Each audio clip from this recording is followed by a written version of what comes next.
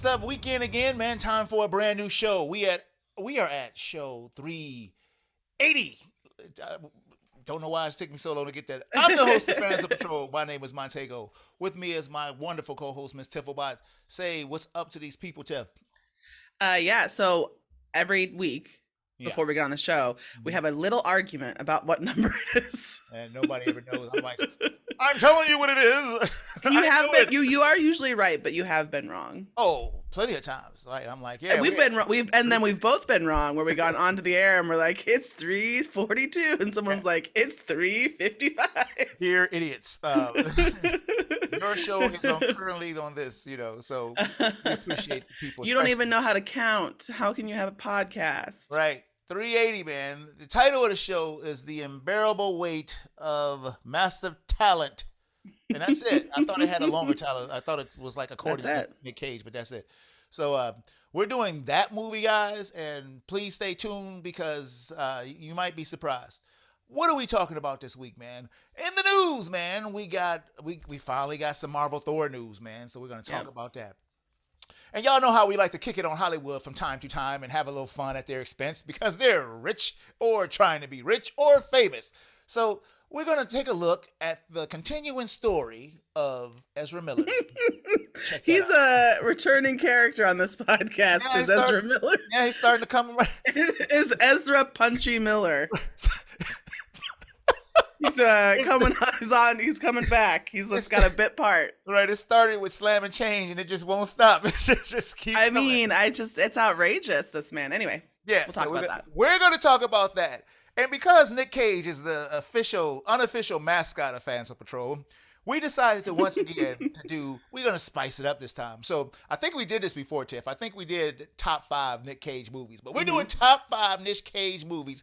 Then we're going to shift gears and we're going to do Price of Tomatoes with those movies. And so we're gonna do a countdown and a game. And I'm feeling ambitious, but I think we can do this. All right. I get excited with his Nick Cage, man. I just do, So anyway, Nick Cage, if he was around at the time Ghostbusters was around, he would have made a perfect Ghostbuster. Oh, it would just been perfect. I can see it. Yeah. Oh yeah, 100%.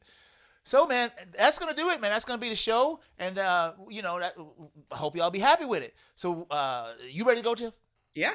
As I stumble over everything, it's perfect.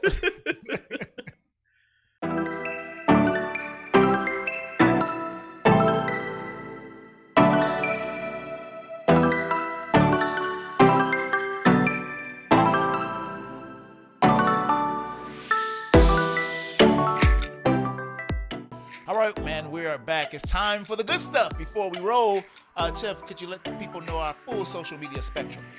Absolutely. For everything Fans of Patrol, go to fansonpatrol.com, where you can email us at fans@fansonpatrol.com, or you can get us on our social media, which is Facebook, Twitter, and Instagram at Fans of Patrol, or check out our Patreon, subscribe to our YouTube, and listen to us on your favorite listening platform. Yeah, man, I'm sitting here trying to pull up the hell with. I've been trying to transition and use a phone during the show, and I need my big iPad back because it just don't work. It's too much fiddling and fumbling and stuff like that. So I use my phone. This is my last time I'm using this damn thing. It's always a problem. Telling the people, it's not you guys. It's not him. Nothing wrong with his old man eyes. It's definitely the phone. You're goddamn right. It's the phone. It's the phone. Anybody who's younger than the age of 30 listening to this, if you exist, probably have no idea that you think that's not going to happen to me. Yeah, man. Your ass is coming for you like a predator. And then your little tiny little beady eyes. You can't see anything. Yeah, I remember when I was like, ha ha ha ha, you all pieces of shit. I'm young and I will rule the world. Yeah. Mm-hmm. Everybody who's ever using readers and they're like, it's coming for you. It's like a fucking goddamn horror movie. It's coming for you. Goodness gracious. So anyway, man, out of nowhere, man, thankfully, Marvel decided to finally give us something with this Love and Thunder, man. The movie's coming out soon, and they're finally like, it's time. Let's give these people a taste. Yeah, they hadn't showed shit. Well, I heard, honestly, this process of getting news for the show is very strange, I would say, usually, because you would typically, but I would say pre 2020, the process of finding news was just living your daily life. Yeah, yeah, I agree. And there was just so much, and you would just choose the one that spoke to you the most. Yeah. And now it's all like nothing is ever there. And so with this particularly, I had read a few weeks ago that it was the #1 trailer. And I was like, did they fucking release a trailer? How can they say it's the number? And I don't know if they did a thing. I didn't hear, listen, I realized the article, I realized the trailer wasn't out. And as soon as I realized that, I did not go further into the article because I was like, what is this hypothetical bullshit? Yeah, yeah, yeah. So anyway, it was confusing. So I thought this already existed, but this is actually the first trailer. Yeah, yeah. Maybe they did that. Did they do a teaser or something? With the show Listen. I don't recall. So confusing. Yeah. I don't know. Yeah, I don't recall. The hell with y'all. Quit trying to play with us. Shit. Don't you know that you're making podcasters' lives hard? Right, man. So this comes out, and this looks exactly what I thought it might look like. And I guess for a lot of fans of Thor and the Guardians of the Galaxy, Marvel, as a whole, you can breathe easy. It was like, okay, this looks like it's on the same track. Thor will never go back to the way he was in Thor 2 and Thor 1. He is the goofy Thor from now on, as he was in the Avengers, as he was, in Thor Ragnarok. And this just looks 100% awesome to me. And they're definitely taking a different point because you have the Jane Foster thing. She's supposed to be Thor. But there were two hammers at the end of, the Avengers movie. So I can see now that in the other movie, he was unworthy. In the comic book, he was unworthy. He, and he couldn't. She had the powers, but in this, it looks like it's going to be two hammers running around, and this woman is going to be Thor. And it was funny enough, Jeff. They didn't show that much of her, considering it's supposed to be more about her. They showed. Yeah, I kind of wonder if that's supposed to be a reveal of some sort. Is that there's a lot more of her in it? Like maybe they're like limiting because we're not introduced to that character. Yeah, and it's funny that they would put that much of her in there because I kind of thought that they would we knew that was going to happen, but I thought that it would be more like reveal for lack of a better word, but like that we would be supposed to be surprised even though we know. Yeah, and the only thing that doesn't have me like freaking out, like why would y'all do this, is because that Marvel is a master at trailers and stuff of showing you something and you think it's going to be this, and it's most of the time way better than what you thought it was going to be, and the trailer actually ruined nothing. I mean, they're really good at that. But, Natalie Portman back in the Thor, fold, which, arguably one of the most disliked actors, in the Marvel universe, just people just right. Not generally speaking, just as her character, whatever, in the Marvel universe. No. I'm saying as the actor, people didn't like Natalie Portman in these movies, Right, but it's not that they don't like Natalie Portman generally. They just didn't like her in this movie. Yeah. But I do, because we say most disliked actors, I don't think that's true.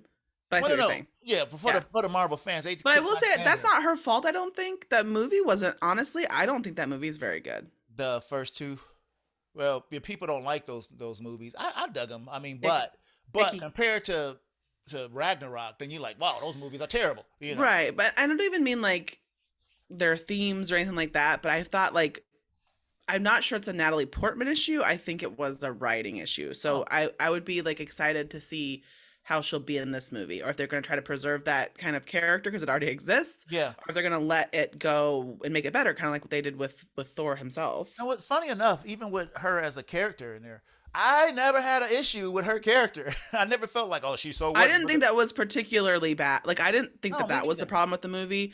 I can maybe see what people are saying. You know what I mean? But that's why I'm saying anything that I saw that was maybe a problem didn't strike me as her problem, but struck me as something that you can only do okay, obviously there's exceptions, but there's sometimes you can only do so much. Yeah, and look, with what you're given. I thought she was fine, but it's a kind of a not a mopey character, but just a very normal lady.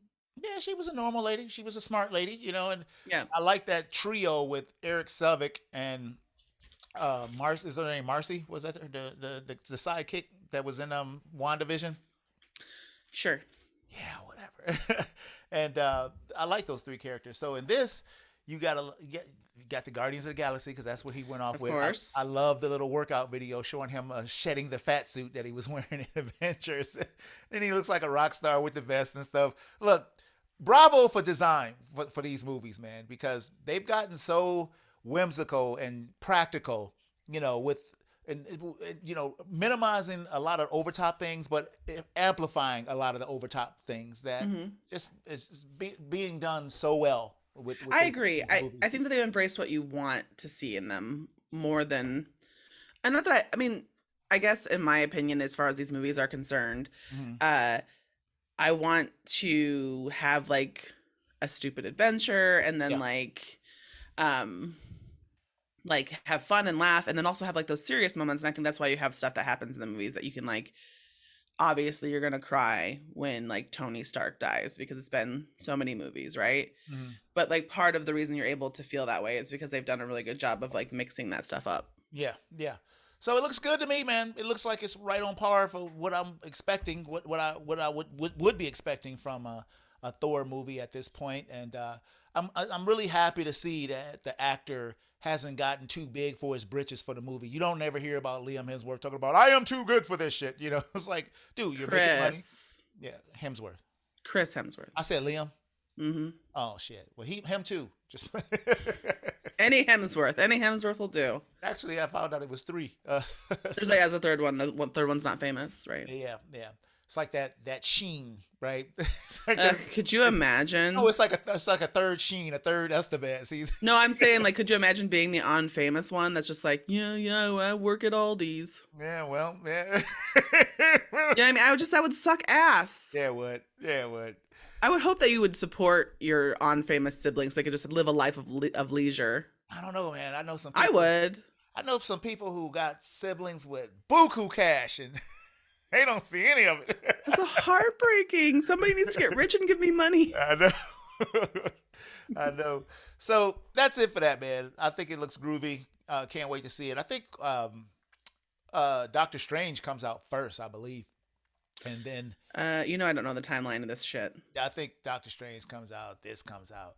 And I'm really, really looking forward to seeing who is going to emerge as the big bad in the new Marvel universe, because it's kind of like even the TV shows aren't giving you anything as far as where like the next Thanos, basically. Yeah. I mean, there's plenty of things you could do. I would love to see Doctor Doom be the big bad because he's the bad mother. Shut your mouth. I love that. I know you do love Doctor Doom. Dude, it's weird that I forget that, but you really do.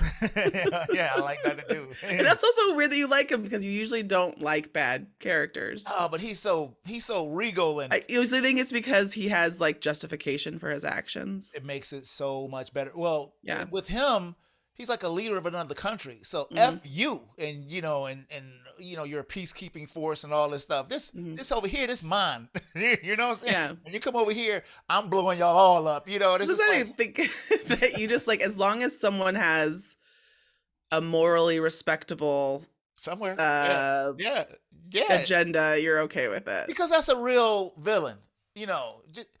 Just the mustache twirling days has been gone. You know what I'm saying? You gotta have some justification. It's always two sides to every story, and I like when you can see the other side when a film is or a show is it's like really really shows you that other side of the story. So theirs could be some sympathy, but you still like, well, you're wrong. Yeah. But I see what you're doing. So yeah, I like to sometimes I usually end up liking villains more than if they're done correctly. Heroes. If they keep them from monologuing and mustache twirling, good. Keep them monologuing and mustache twirling. Anyway, man.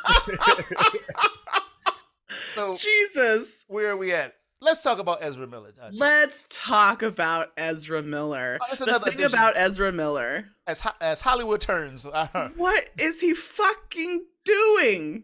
I got so many problems with this. So for those of you who don't know, Tiff, you can try to keep me up the timeline, but okay. Basically, Ezra Miller was in a Costco's about a year ago.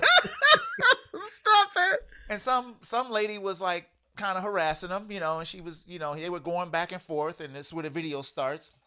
And she was kind of like that Mike Tyson incident. You should see that. Jesus. Where this, she seemed like she was antagonizing him, and then next thing you know, he was like, "I'm gonna choke you," and she was like, "Ah," I thought it was a joke, and he put his hands on her neck, and he choke slammed her, and it was like, "What the fuck?" It was like, did that just happen? I kind of remember this being like, people couldn't tell. It kind of cut away and some other stuff, and people couldn't tell like if it was a joke. Oh, it was real. I know. Here's the thing. I was like, well, maybe it was something we just don't understand, because he didn't really get in trouble. No. So I was like, maybe we didn't. Maybe we misunderstood. Ever get in trouble? I kind of remember hearing about it, right, and being like, oh, if it were true, he would have gotten in trouble. Yeah. So I was like, it must have just been something we don't. Whether it was a thing that they did between them to be funny or whatever it was, I don't know, right? But then, But even so, you would still think that like you would have heard more about him getting in some kind of like even just like studio trouble with the studio, which is something else. Nothing happened, and so like then there was like this incident in a Hawaii bar. Which, does he live in Hawaii? I don't know, but he's always there. Yeah.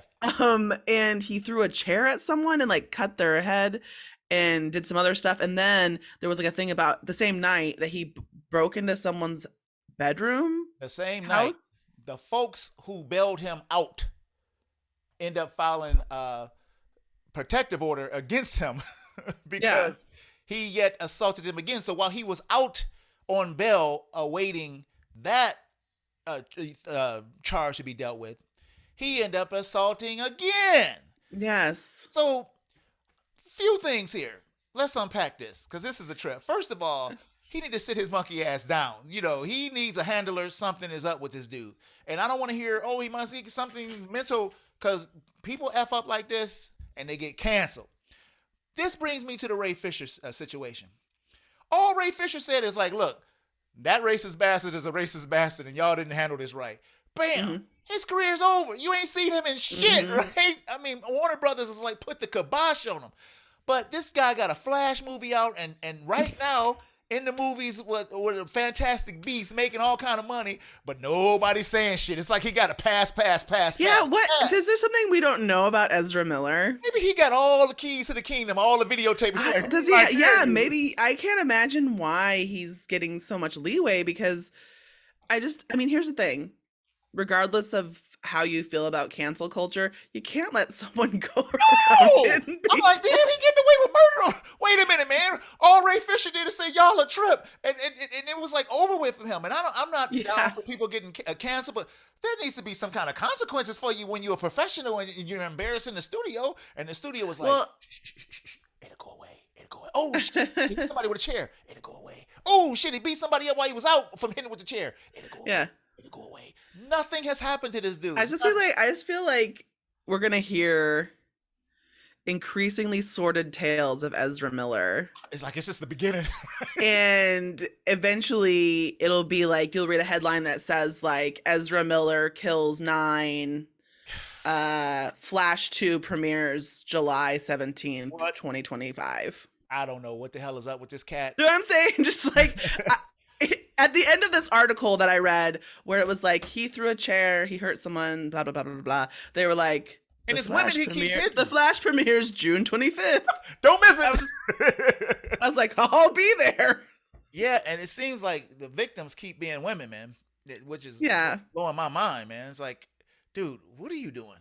And I don't know what he's doing. What are you doing? I mean, I'm sorry, man. After three incidents, god damn.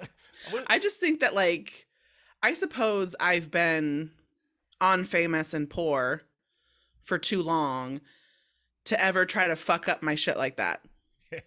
Right? But these cats have been taking more heat than in forever. you know, you don't even have to get busted in the act of doing something. Somebody can come out of the brew and be like, hey, my ass was whooped too back in 1922. And they like, oh, he's done, you know, but not this dude. I don't know what it is. I would love to know what Ezra Miller knows. It's got to be something, Tiff, because none of this is making any damn sense. What secrets does he hold? And poor Ray Fisher, goddamn, because whatever you got, you should have gave something to Ray Fisher so he could still have a career. Because you ain't heard from him since that Justice League movie. That's it, man. And some controversy, you know. Wow. The movies is in theaters right now, Tiff. You can go see a Fantastic Beasts if you want to, starring Ezra Miller. No, thank you. But also, like, so The Flash, which I do not want to see, is coming out in June. I absolutely want to see The Flash. I know you do. I hate to say it, but you love garbage. But it's not. It's not like I'm a Ezra Miller fan. I'm a Flash fan, and you know Michael Keaton is supposed to be in it, and you know some other shit, and you know so I'm a Flash fan. I can give a damn, you know, about Ezra Miller playing it. I don't think he does. I mean, the movie's already shot and it's finished. You know, I just think there's just too much going around this dude. I mean, if I was a studio head, I would be losing my mind, man. Like, oh man, we just spent $22 billion for this. We're fucked. Let's go. But don't worry. Just like everything at work, you try to lie about it. Yeah. You're like, how long can I lie about this before how much mileage does this lie have? Wow. So I just thought it would be interesting because because stuff has been happening. I've been like, wow. Oh man. Oh, he did this now. Oh shit. And here's something. No, seriously, does he live in Hawaii? Because if I was Hawaii and he didn't live there, I'd be like, please leave. Well, check this out. So somebody secretly videotaped him, right? I saw this. Yeah. So he was at that place in Hawaii, right, where he caught the second charges. Mm-hmm. So the person had the camera, and they panned over to inside the TV, like they were outside on the lawn, and his mugshot was on the television, and then they pan back to him, and he's in there throwing down drinks and stuff, and I was just like, ooh, people sneaky. Whoever that person is a fucking hero. Like, just fucking God bless them. I would have pissed my pants. That would have been the best thing I've ever seen. Hey, like, I thought he was in jail. I would have. Fuck that person for getting to do that. Not me being able to do it. Oh man, I was like, because when I saw it, I was like, what is happening? I was like, oh shit, that's him. Oh, he's over there. He's on the loose. He caught He's on the loose, and he's throwing chairs. He's punching people. Make sure all these chairs is nailed down to the floor. Ezra Miller is coming, and we don't need no shit flying. It's bizarre. I do wonder what's going to happen. Although I'm not looking forward to reading a bunch of think pieces about it. Yeah. And yeah, you goddamn right. So anyway, man, that's our whimsical news. All right, everybody. I hope you had a good time. Goodbye. Yeah, I had a great time. So we're going to take a break, and we're going to come right back because it's time for the countdown and price of tomatoes. We'll be right back.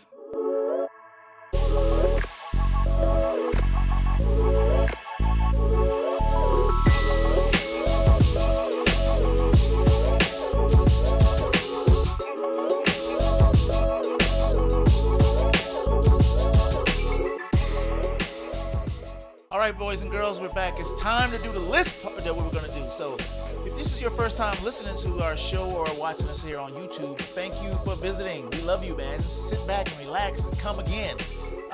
This middle section, we do what we want to do. We like to have fun. We play games. We do countdowns. We do all kind of stuff, man. The stuff that we just like to have fun with. So this is the fun section. So this week, we're combining two things. We're doing a countdown, a list, and that's the top 5 Nicolas Cage movies of all time. And also, what we're going to do is we're going to do our price of tomatoes, which is like the price of right. The price is right. You bid without going over. Maybe you can explain that, Tiff. You know, okay. So we follow the Price is Right rules, and so we alternate turns, and we try to get whoever gets the closest to the Rotten Tomatoes score without going over what takes the point for the round. Yes. And we're going to do it this way, where we list them all, we give our answers, and then we tally them, because there's only 2 of us. Usually you need a quote-unquote host to play this game. Yes. So, Tifflebot. Yes. Number 5. What is your top in the 5th? Okay, I want to start off this section with a caveat. Uh-huh. And that is that I must admit that I have not seen many of the Nicolas Cage movies that people consider to be actually good. Okay, all right. Which I feel bad about. And I have like a whole backlog of movies I have not seen. You watched the Wow Man, Nicolas Cage. Yeah. So yeah. So I feel badly about the fact that none of his actually, maybe a couple, but none of his actually like ones that people are like, yeah, that's like legit, are on this list. So that being said, yes, my number five is a gem of a movie. Yes, called Drive Angry. Have Angry? You ever seen that movie? I remember the trailer for that. It was like the camera was like pulsating and stuff. And, yeah, it is wild. I must tell you, if you are into bad movies, or even if you think that you're not into bad movies, I would recommend watching Drive Angry. Drive Angry. Yeah. All right. Shit. I remember the trailer for that movie, and I was like, that was like a listen. The unpopularity was starting to set in. We saw this movie. Mm-hmm. And then went out and bought the DVD immediately. Damn. That's like how. Oh shit! I'm about to check this movie out then. That's how good it is. Just check it out, but don't be mad at me when you watch it. Like, what the hell is this? Now give me your legit number 5, because you're gonna be like, oh, well, Wicker Man. No, it won't be no goddamn Wicker Man. If I was said worst movie I've ever seen in my life, I would put Wicker Man on there. Bees. Oh fuck. My number. See, I left a good movie off of this. And it's bugging me to death, man. You probably left a lot of good movies off of it. Yeah, but I mean, I really think about the action. It's Face Off, man. Face Off is on my list as well. Yes, I love Face Off. I was gonna say it's probably number 3 for me. Yeah, and it's really weird with Face Off because it's like. It's not good, but in the back of the day, you thought it was good, right? Yeah, back in the day, I loved the shit out of it. Right. When I watched it again, when I watched it again, I was like, it's different good. Yeah, it's like different good. It's like, I don't know how to explain it. Still good. It's kind of like, okay, maybe you go to a restaurant and you have a really nice meal, and you're like, this is maybe the best thing I've ever eaten. I'm not saying that about Face Off. Right. But then like 2 days later, you've left it in the fridge and you forgot, and you eat it, and you're like, this isn't the same. But it's still pretty good. I still like it. Don't give me more. Still okay. Still good. Yeah. So I get that. I have an honorable mention only because I literally forgot about Face Off and was like, oh man, Face Off. I mean, especially his antics, the way he's just acting, his eyes, and I want to take your face. I want to take your face off. Oh fuck! Perfect. I just adore it. So there it is, Tim. Your number 4. Okay, my number 4 is Con Air. Really? Con Air. Wow. Mm-hmm. Okay. I love Con Air. I don't know. It feels, for some reason, Con Air really reminds me of like my youthful summer. I'm sure. I think it's probably because I saw it like at the summer theater, as we all did when that movie was out, right? So like, and the song from it was such like a big thing that year and everything. Which song was that? Aerosmith? Another Aerosmith? No. It was what's her name? Alabama? No. Well, I know that there was like 2 versions of it. One was by LeAnn Rimes, and one was by Trisha Yearwood, maybe. How Do I Live? I'm not gonna sing it for you because I can't sing good. All right. Yeah, Con Air, when I saw it, it was a big summer movie. I went in there and I was watching the explosions, but you know what Con Air did for me? It was the beginning of me realizing that these ridiculous Jerry Bruckheimer films were really bad. I was like, there's a lot of shit going on, and the movie didn't never know how to end. Like the plane went up, the plane went down, the plane crashed on the strip, and you think it's over. Then next thing you know, oh, there's Cyrus, he's getting away. And it's like, what? and then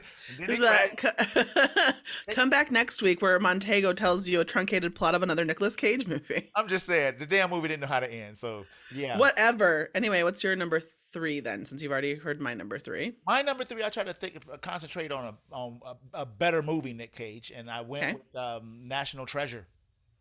Okay, National Treasure is my honorable mention. That's your honorable mention? Yeah. Mm-hmm. I remember. I think we did this before with him, and I forgot all about National Treasure. I kind of remember that. And I had to like really think about that movie. When I was thinking about Nick Cage, because I started like thinking about a lot of his movies when we were doing the main topic this week, and I was like, that was a great movie, man. I mean, for a family type of adventure movie, it Mm-hmm. was so satisfying, and Yeah. with all the history lessons and the team that he worked with, and it was just a whimsical ride, man. And then they did the whole thing all over again with another National Treasure, which gave you the same feeling. And you're really close to Indiana Jones, but you're not going as serious as Indiana Jones, but you're not being as Yeah. funny as Indiana Jones. But I would say it's like a better Da Vinci Code. yeah, oh yeah, way better than Da Vinci Code. So With better I hair. guess I think that like part of the reason I like this movie so much is because I remember feeling nothing about going to see it. I was like, sure, I'll go see it. Yeah. And then having such a surprisingly good time that I think that like it's hard for me to separate. I mean, I do think it's like a good, decent popcorn movie. Yeah. It's just hard for me to separate about like I wonder. You think it's good, so it must be. You know what I mean? But like I wonder, like, could I really think it's good, or was it just like that was such a good feeling? It's always a great feeling when you're surprised. Yeah. Yeah, that's true. Like it's, I mean, in a good way. It's horrible when you're surprised in a bad way. something? Remember? I'm sorry to segue this, but do you fucking remember when we saw that movie with Dane DeHaan and it was like by the same people who made Fifth Element? What? Valerian, yeah. Yeah, what a fucking disappointment. Yeah, See what I'm saying? That's probably the biggest of the decade. Just like, eesh. Woo, woof. That was what? Oof. Anyway. So that was my number 4, Tiff. Your number 3. No, that was your number 3. Nope. I already did my number 3. That was my number 4.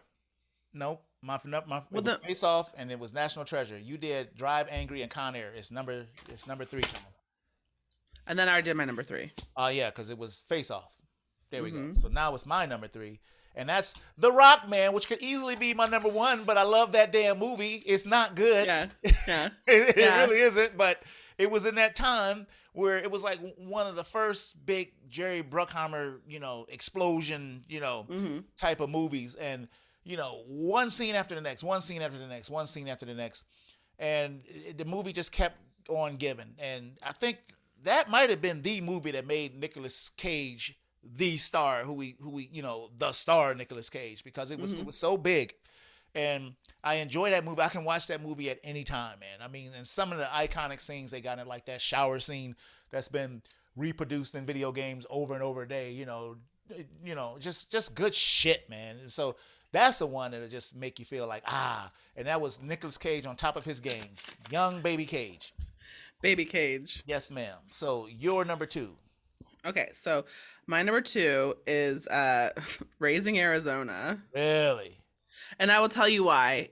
It is because my family used to watch that a lot when we were younger. I think my mom might have liked it. So it's more of like a memory based, like just a fun movie that we used to watch. Yeah, I remember him running around in that movie. Mhm.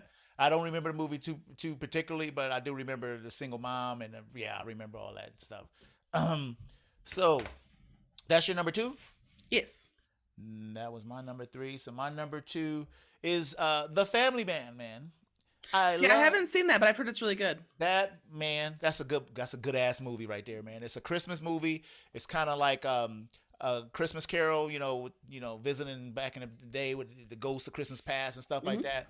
But it's really well done. He's a rich, pretentious piece of shit that missed out on his chance, and then all of a sudden he gets a near-death experience. He wakes up and he's in the life that he would have had that appears to be really, really miserable. But it changes him as a person. I love this movie. I watch it probably every other Christmas I watch it. So if you've never seen it, it's really good. I wonder if this is the movie I was thinking of. I was thinking of the movie called maybe The Weatherman. He's also in that, right? Yeah, I never seen The Weatherman. That's the one I've heard was good. Oh, The Family Man. Not to think that your movie's bad. So what's your number 1, Tiff? My number 1 is Kick-Ass. I knew you was gonna say that. No, I didn't. Kick-Ass, really? It's not even his movie, but he's in it. Yeah, he is. I didn't know it had to be. I didn't know it had to be like a movie that he was the number 1 star in. So why so great? Why is number 1? I just like that. I think that might have been around the time that he was like, "Fuck it, I'm gonna do whatever." Yeah, that's true. That's true. And I loved it. Him in it. I think it's just charming in a very violent way. What was Big Daddy? What was the name of the Big Daddy? Big Daddy, the name of the character. All right, man. So my number one, I believe he won an Oscar for this. Leaving Las Vegas. Oh yeah. Awesome flick, and you get Elizabeth Shue half naked, young Shue.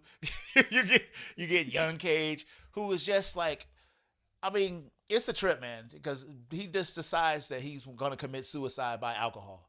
And it's a wild, crazy process. But then toward the end, you know, you've been laughing at this drunk guy doing this drunk stuff. But at the end of the movie, toward the end, like the third act, it's like, he just kind of wanted to be over with. But you can't take your eyes off of it, you know, because he's just so bad at that point, you know. Great movie, though. And definitely worth all the praise.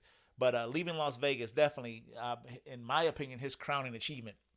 And you never hear nobody talk about it anymore, that movie. So it's kind of funny. But my honorable mention was Bangkok Dangerous. Oh, okay. Yeah, he's a hitman in that movie, and he takes on a protege to teach him the ways of the Force. And it's a lot better than you might think it is. So, man, that's it for the list, man. So how are we going to do this, Tiff? We turn this stuff around. So we need to go off the list, and we'll just take our bids. So I think we can just do my list, your list. Doesn't matter what order we go in, just as long as we get everyone's numbers. Okay. So, and don't worry about doing them in order. Just read them off. Okay. So why don't we start with Drive Angry? Okay. What are you gonna? I'm gonna bid first. Is that what you're saying? Yeah, because I asked the question. Okay. So, I'm gonna say 32%. Woo! She took it low, and that's her movies. So I'm gonna go 26%. Okay. All right. Face Off. I don't know. I mean, I think it was a critical failure, but it's been a while, and people have this weird, like, it's actually. I'm gonna say 21%. Wow, I wrote down 22% before you said something. I'm leaving it, Tim. Oh my God. I put 22 while you was talking. I was like, it might be 13. Okay, Con Air. I know. Right, thinking about these toilet numbers. I'm gonna say. Oh, no. You know what? I should go first. Okay, first. Yes, yeah. Okay, yeah. We should go for the other one. I'm gonna Con Air. Shit. I'm gonna go 18. Oh shit. Yeah, I'm gonna take it low. That's gonna put me in a difficult position. I'm gonna say 26%. 26%. Damn, this is bad. Okay, I'm gonna go again because I went, just So the next one is National Treasure. Haha. Okay. I'm gonna take here we go. 76%. Yeah, I'm gonna say 85%. Damn, you might have got me. 85. Did you say 76? 76. Okay. Raisin, Arizona. This is you. Yeah, I'm gonna say 60%. I'm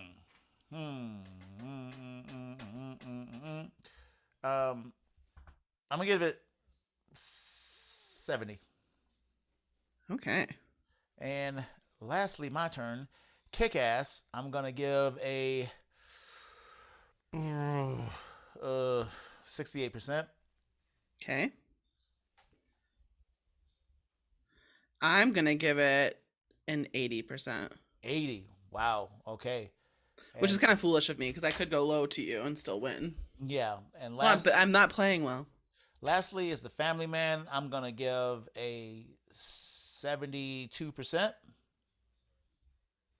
I've never seen this movie. I'm gonna give it a 42. Woo! Shit. She hit him in the gut. All right. All right. So we're gonna take a quick break to.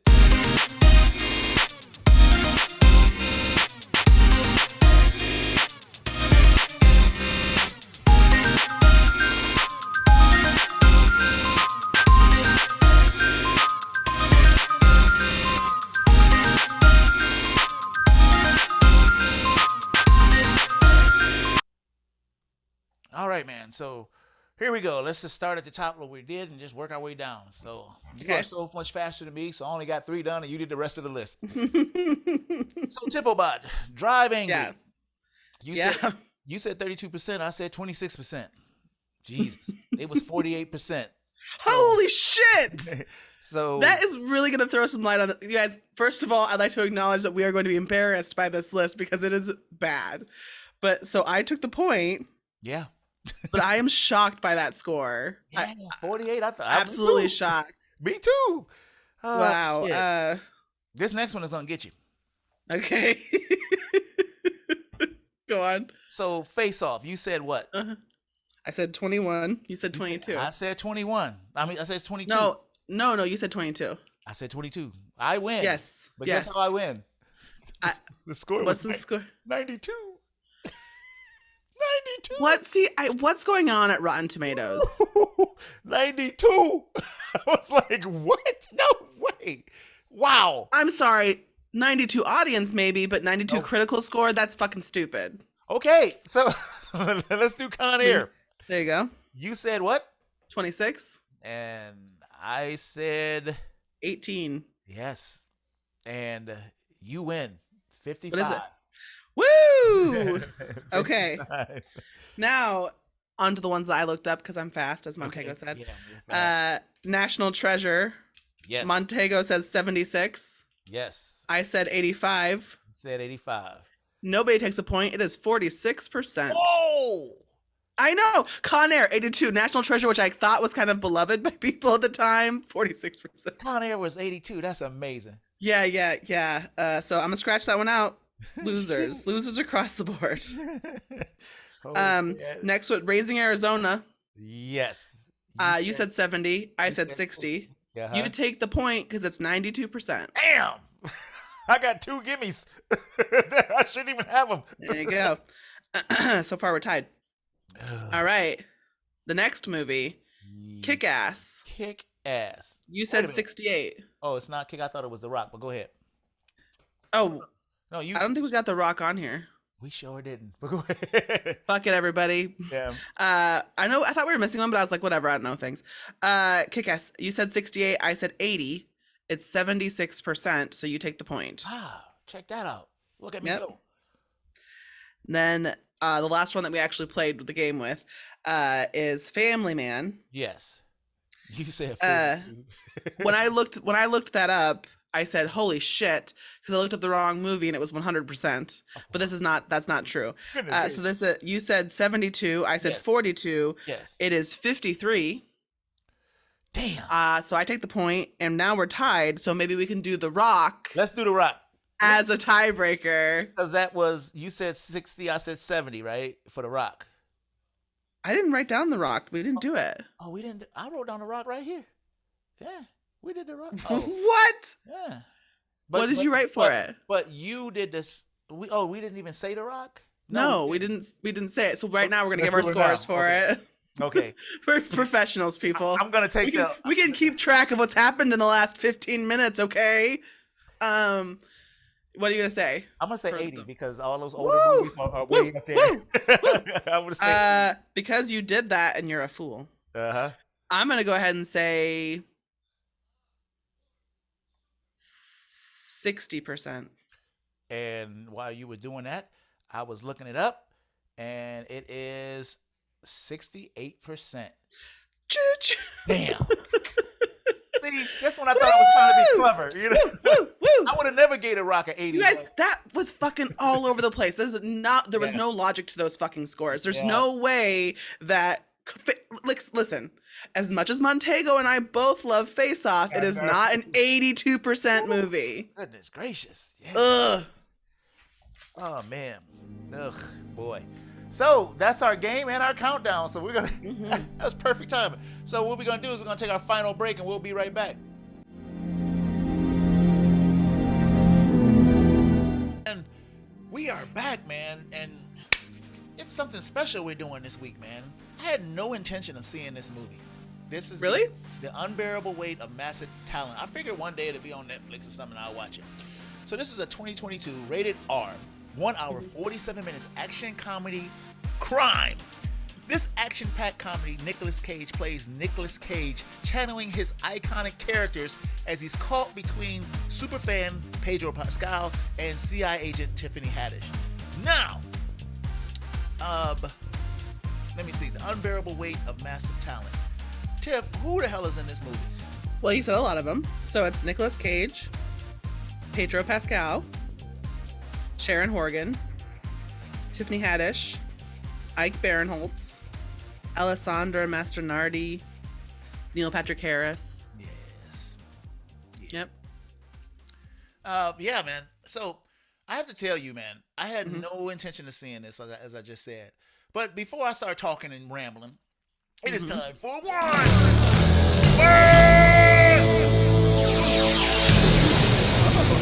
one word, Tiff. What you got? I'm gonna say clever. Clever. Mm-hmm. Anything else to say with that?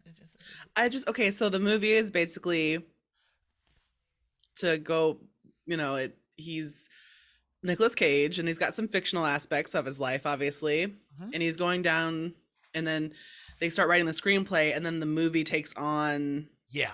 Which is great. I think that's cute and clever, and it's really just a vehicle to get this thing to happen, which is quite fun. Yeah.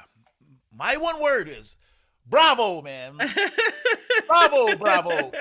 I had I did not even want to see this. I'm gonna be honest with you. You mentioned it, and I was like, oh, okay, that's something we can do. Sometimes we just do shit on this show for the show's sake, and we give our 2 cents. But I was on the way to the movies, and my wife went with me, and I was sitting there, and I was like, man, I really don't want to see this movie, but oh well. I was just like, oh well. Yeah. And I got in there, and I had the best time. And it's not because I'm a Nicolas Cage fan, because I'm going to be honest with you. Well, let's hit those spoilers. When you had Nick, is that the one character's name? Nick, the younger Cage? Nicky, he called him Nicky. Nicky, right. When he was in it, I was like, oh shit, this is going to be one of them things where all his different personalities is going to be popping up and, navigating him going to see his agent, at the end of the, it's something mundane. That's what I thought. But what this turned into, in the absence of all that, what I thought it was going to be, was so, it just had my heart. I was like, this is so good, man. Yeah, you guys, you think the concept does sound ridiculous. It's supposed to sound ridiculous. But then, you guys, it's really heartwarming and really fun to watch. And if you just give it obviously it's not for everybody, but if you're even remotely into it, just check it out. It's very funny. So my movie theater was probably half full. Yeah. People hysterically laughing out loud. I've never seen before.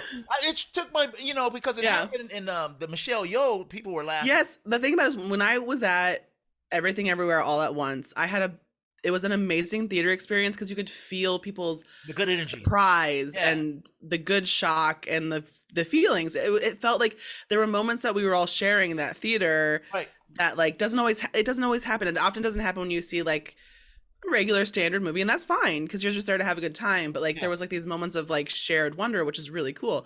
This movie, people were cracking up, and crying. There were times I couldn't stop laughing, particularly the LSD scene where he turns to laugh at those two guys. I nearly pissed my pants. I was laughing so hard. He was like, ha ha ha. You weren't the only one. People in Ohio was cracking the hell up and having a good time. And at the end, when he got his standing ovation, people in the movie started clapping. I was like, people were into this thing. And I was like, this is what I miss about the movies. This is what I miss, Yeah. When things were so good that you all had that experience. I feel in the digital age, not just because we're watching movies at home, but because there's just so much content. Yeah. There's not a lot of things that touch all of us or a lot of people in the same way. And I've had 2 of those experiences recently, and I thought that was really great. Right behind each other, which is amazing. Yeah. We're going to fuck it up next week. I don't know what we're doing, but I'm sure it'll fuck up the streak. I'm sure it will. So he's depressed, eccentric Nick Cage. When he's in, okay, so you guys, he's kind of like the same Nick Cage that we know in real life, has monetary problems. I'm not sure if he's fine now, because that was a while ago. No, he's fine. He's nowhere near where he used to be. Yeah. But he's definitely not struggling anymore. Right. He's not behind an 8 ball or nothing like that. Yeah, because he had, the monetary. So he basically goes to Pedro Pascal, Javi's as like when you pay a celebrity to show up at your birthday, because basically. he owed $600,000 for a hotel room that he just been staying at the hotel. It was amazing. It was like I guess, just frivolous spending. Yeah, okay. First off, I felt bad for him, Tiff, when he was story. when he was Sorry. crying in a hotel room. I mean, Yeah, outside. okay, that's my favorite part of this movie, or one of my favorite parts of this movie, is when he gives this big, very actually touching. He's like, I just wanted to say something like, I'm retiring, and I want to thank the history of, like, it was a really touching speech, right? And then he says, "Oh, what's that? I was driving, I couldn't write it down," and he's just like, "Oh my god." I feel that, because it's weird to like feel this connection to that sentiment as a person who does not have that experience at all. It's just a very human moment, and I like that. But oh my god, when he goes to the birthday party to his daughter, I didn't think he was gonna F up that bad. You know what I'm saying? Embarrassing. I was just like, oh, this is so cringy. And they did a really good job with the casting of the wife and the daughter, because those characters, because they're annoyed with the principal, they can become annoying really quickly. Mm-hmm. Because of course you're rooting for the underdog character, which is Nick Cage in this. And they didn't hate him. They loved him. But like when the wife grabbed his hand and was like, "Listen, buddy, you got to get your shit together." Look, as a friend, I was like, man, these are good characters, because even the daughter, how they can do teens and in these movies, and you're like, God, his daughter is so annoying. She wasn't. I liked her. I was like, she's a good kid, and to sit up there and still be his friend after he sings that song at her birthday party, that was good too. Oh Lord, I can't imagine. Well, I can. What did you think about the Nikki character? It's hard to talk about, because on one hand, I'm like, clearly weird, but also obviously an homage to Nick Cage movies. Yeah. Right? Oh my god. So you're like, you have to just accept it, but it's also kind of, I don't know. It's like, it's kind of good. Yeah. Yeah. So he gets this job to go at the birthday party, and he arrives, and he's on this private jet. And then they interrupt the whole flow, right? Because the CIA woman, played by Tiffany Haddish, they're like, "Well, who the F is this guy? Why is he coming here?" And I knew Javi was Javi when he was talking about him, asking these questions. I was like, "Oh God, this is the guy." I know that this probably is obvious to people, even if you haven't seen the movie. But there is some superb acting for this comedic movie by Pedro Pascal. I can't even believe it. Pedro Pascal stole the show. He's he's the man. Where's my drawers? I want to throw it at him. He's so listen. I love Pedro Pascal a lot, and obviously horny for him because he's hot.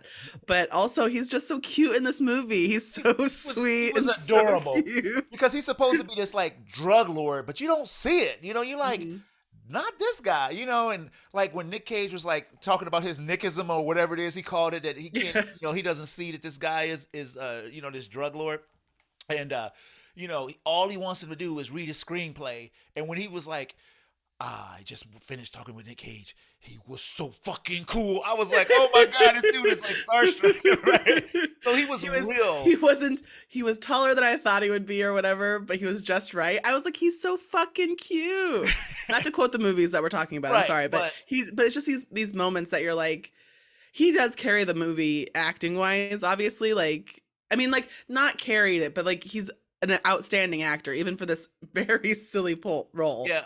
Well, you had to have great actors in these roles, or this whole movie would have fell apart. Because if you'd have had people who looked like they were about to laugh during takes, and I'm so glad they didn't bother to break the fourth wall and go too far, because even like when they were trying to figure out what was going on, and Nicky showed up again, and he did the "You're Nick fucking Cage," I was like, that's some cool shit that that brought this who Nick Cage was in his mind and what he really wanted. You know what I'm saying? He like was so in love with himself.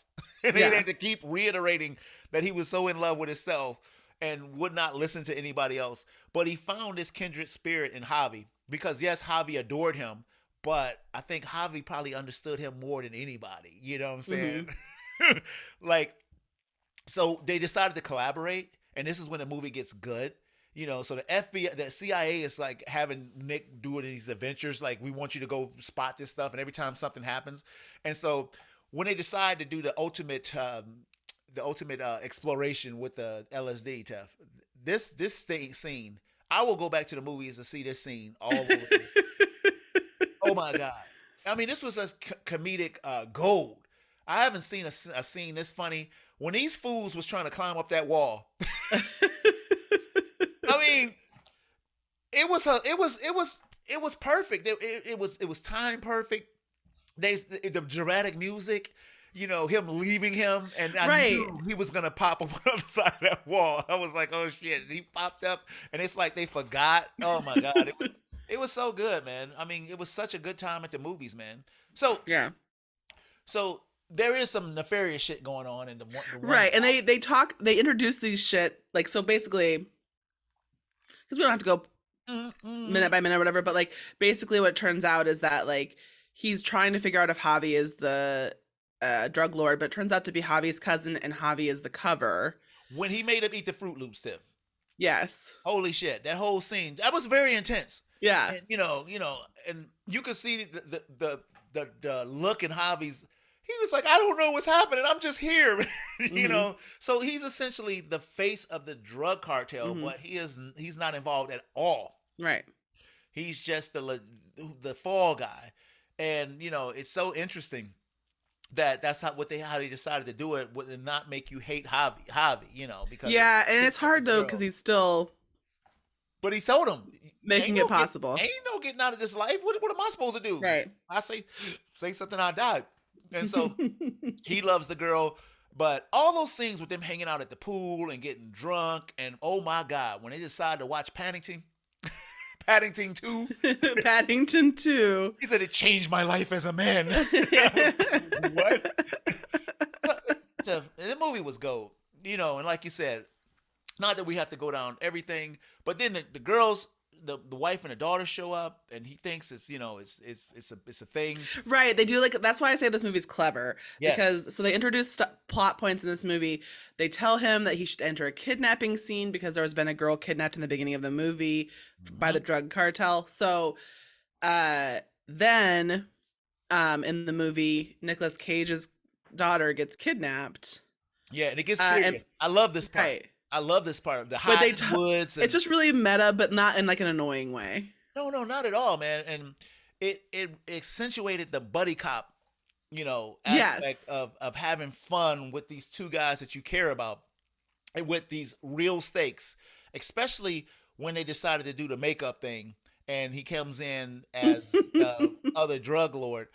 Which I'm surprised the other drug lord never showed up. Then they have this car. Yeah, but I think that we're getting towards the end of our allotted time. I appreciated that about the movie, that like it didn't try to go have anything. You know what I mean? It wasn't trying to be an action movie. It was literally trying to be this kind of Nick Cage movie. And I love the fact that they talked about the whole time where we should have these. They were inventing a movie the whole time. They were talking, and it was so cool because you knew they were going to do this movie at the end of the movie, Yeah.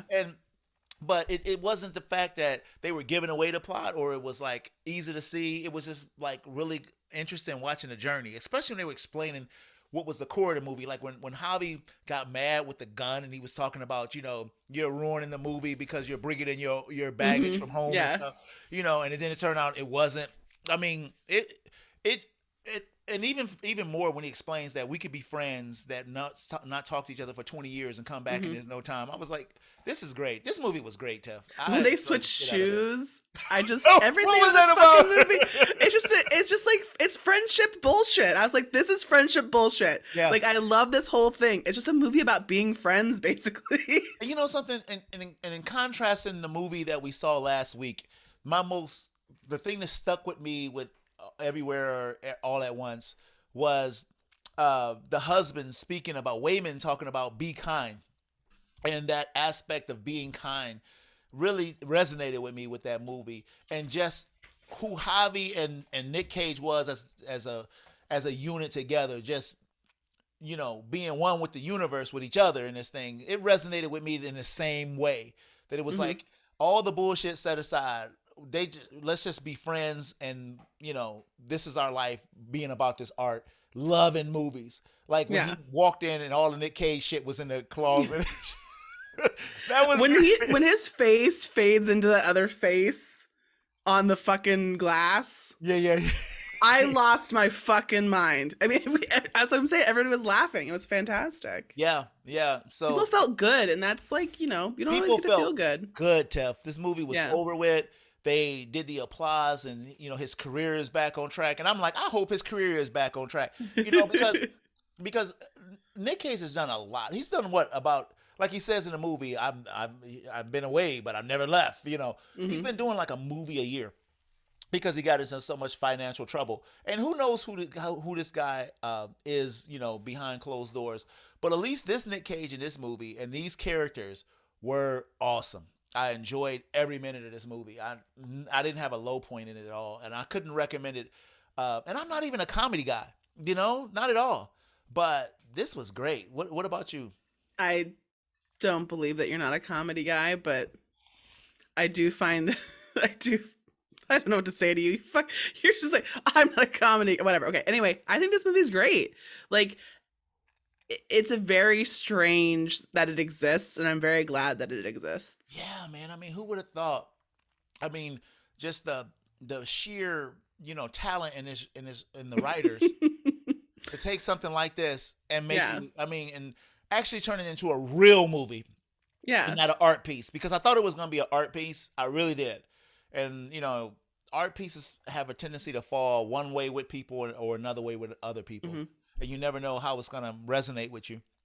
But with this, it gave you an action movie comedy that really focused on, with everything being now today, especially when they're bringing in Nick Cage, is like the scenes from The Rock and Garden Test and all this other stuff. You're just like, it's pretty good, man. You guys did a great job with this thing, and this was good. So I'm finished gushing over the movie, Tiff. And for a person who didn't even want to see it, I didn't even want to see it. I was like, this is going to be some bullshit. Especially when I saw Nikki. I was like, oh, shit, this is exactly what I think it's going to be. Just a bunch of little whimsical shit, that I'm not going to find funny. Not true. And bravo to Paige Pascal. And Tiffany Haddish, she actually did a really good job in this. I agree. She was like in this movie very little, surprisingly little. Yeah. But she did a great job. I liked Ike Barinholtz as well. I thought they were a great team. And then they died. Oh my God. When she said. And they didn't bring him back or anything. No, they didn't. When she said action and he popped up. I thought that was it's so great. You guys, I recommend it. Just see it. Just go see it. Or wait till it's out. Just see it sometime. Yeah. Well, I prefer you to go to the theater just to get. I agree. It was great. So for monetary purposes. So that's it, man. I'm the host of Fans of Patrol, man. I had a good time today, y'all, man. We had a good show. So I'm Captain Button all the way to the top, even though I got no buttons today. No buttons today. And with me is my wonderful, gorgeous co-host who I don't know what the hell we're going to do next week. Don't worry. This happened last week, and I messaged him about this movie, so maybe we'll keep this streak going. Yeah. Hey, Tiff. Yeah. Oh my God, that shit. Holy shit. Anyway, yes. It's a movie shit, y'all. Go see it. Let's go see it. What I'm talking about. So until next week, man, we'll be at show, 381, man. Yes. We will be on patrol. I didn't say goodbye to the people. Say goodbye to the people. Oh, it's been a pleasure as always. All right. See y'all later. Oh, shit. That was fun.